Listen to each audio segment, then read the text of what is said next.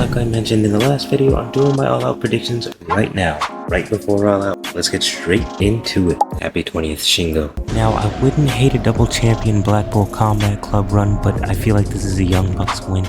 Simply because it's the Young Bucks, and I feel like they can give it to newer stars, more deserving upcoming stars.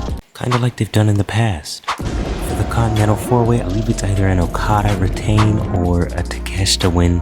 Either of those would be really easy though, so they might surprise us with Mark Briscoe being a double champion. But I do feel like it'll either be Konosuke Takeshita or Okada retaining. I really want to see gold on Takeshita.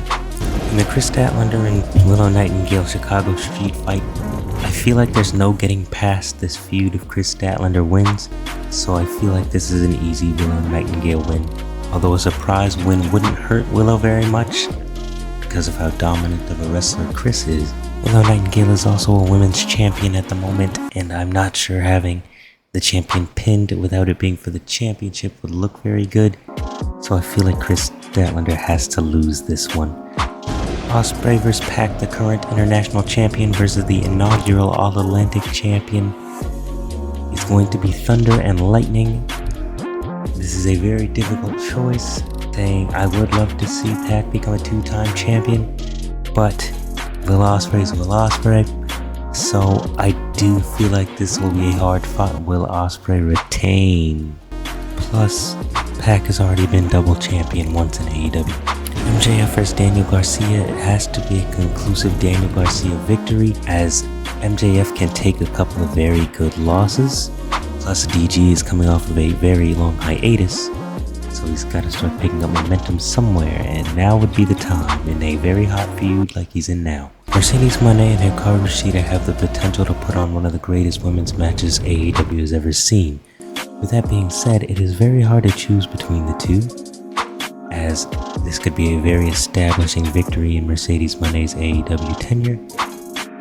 But Hikaru Shida could be making history, becoming the first woman to hold the World Women's Championship and the TBS Championship.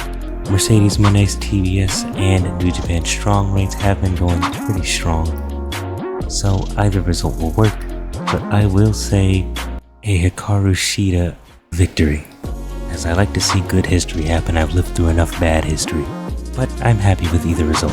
Bryan Danielson vs. Scapegoat Jack Perry for the AEW World Championship is not very much a toss-up.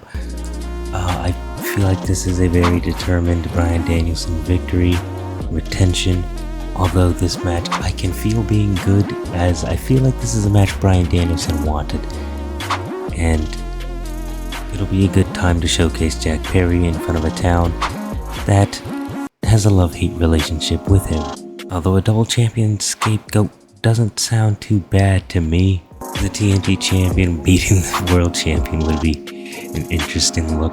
Plus, I'm not trying to see Bryan Danielson be finished yet. Hangman Page vs. Swerve Strickland in a lights-out steel cage match. Now, for all the times that Swerve has already beat Hangman, another win over Hangman would be a little over-dominant. I feel like to balance it out, Hangman has to win this one. Hangman has returned, risen, and it is his turn to conquer. Although Swerve just getting out of the most impactful world championship reign an African American man has ever put on, it is time for him to face the ghosts of his past and take a big, violent loss. This has been a very intimate, violent, bloody feud, and Swerve has beat Hangman multiple times. I believe he's won their last 2 matches in a row, maybe even 3. So I feel like the lights out steel cage match should be the time Hangman gets one over him. But other than that, those are my predictions. Help me get things. There. Or in the description. So,